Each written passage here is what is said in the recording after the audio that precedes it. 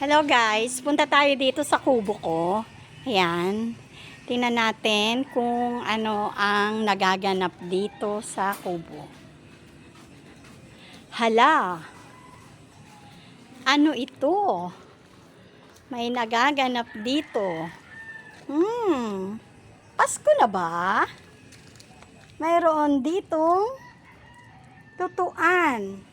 Meron ding puto. Ayan, may keso. May itlog. Ayan. At dito ilalagay. Paano kaya to? Siguro ganito. Tingnan natin ha. Ayan. Ayan, ganyan. Wow! Ang ganda! Wow naman, ang ganda. Tapos, ilalagay natin ito. O, tingnan nyo naman, napakaganda. Handmade lang yan ng aking chef. Ayan, like this.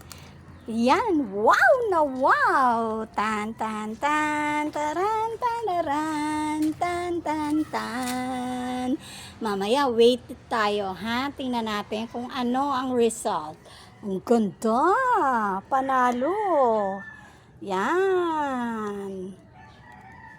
Okay, hintayin natin siyang maluto for mga 20 minutes pa. Wow, ayan yung dahon, no? Nasusunog na.